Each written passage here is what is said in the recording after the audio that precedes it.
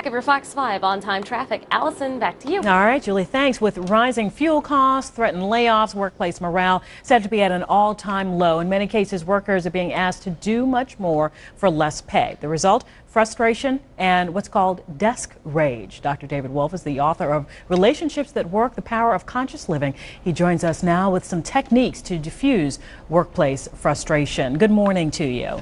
Thank you, Allison. Well, you know, it is at an all-time low. Morale is. You can't afford to pay your bills sometimes, and you go to work, and the power might be taken away from you with somebody else raging. What is just the headline here before we get into some tips in your book? Well, it is, Chris. In my personal and corporate coaching, I'm encountering more and more hostility in the workplace. Mm-hmm.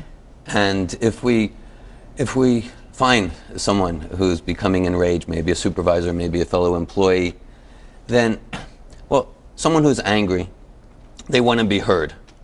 And an expression I like to use is people don't care what you know till they know that you care. Mm-hmm. A great way to show that we care is by reflecting back, showing that we understand what they said. Like, for example, let's say our boss is angry because he wanted the report on his desk by noon and it's 3 o'clock and it's not there. So maybe instead of immediately arguing or explaining, we show, I understand that you're angry with me because you wanted the reports on your desk by noon and they're not there. Right. Okay, we want to get into some, that's one of the tips. We want to get into some more specifics again. When someone is raging at you, that is one of them. Be a mirror, help so people can understand that you understand what they're saying. Yes. You hear them, and hey, maybe, do you ever say, I'm sorry? Or do you just not accept that blame because often it's really not you who they're mad at? Well, if I'm sorry is genuine. Now, I want to make a distinction between understanding and agreeing. Okay. So especially when we don't agree and we don't think their anger is justified, to suspend that disagreement and show that we understand.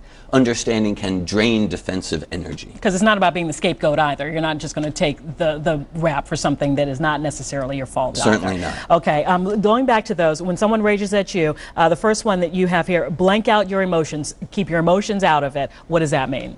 Have some emotional distance, that again, that we might have an opinion, we might have some reaction, we suspend that to show that we understand. Understanding can be like life air, like if we get the air knocked out of us, all we want is air. If someone offers us a lot of money or our favorite meal, it won't matter.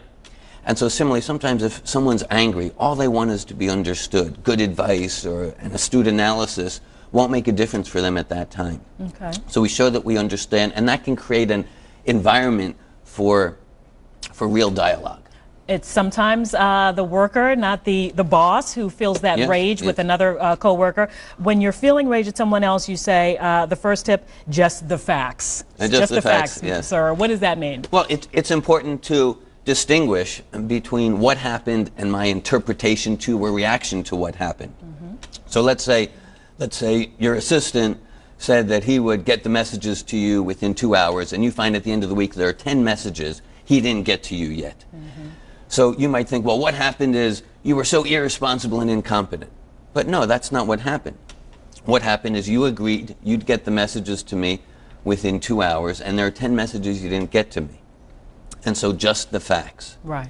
And then in expressing ourselves, to use as much as possible I statements. Mm-hmm. I statements as opposed to you statements. That you say is give it a feeling. And the last one, we're out of time, Doctor, but need and want. Finally, tell the person that you need, saying, I need this done now, you know, as opposed to you didn't get it done. Yes. Hey, I really needed this done. Yeah, I'd like us to work cooperatively, and for that to happen, I need you to keep your agreements about getting me the messages. All right. Dr. Wolf, thanks so much for joining us. Dr. Wolf is from Florida. We wish you well with what's going on down there, tropical troubles. In the meantime, the book is Relationships That Work, very needed in these tough economic times, perhaps. Thank you so much. Thank you, Allison. Okay. Steve, over to you. All right, guys, thanks so much. You know, one thing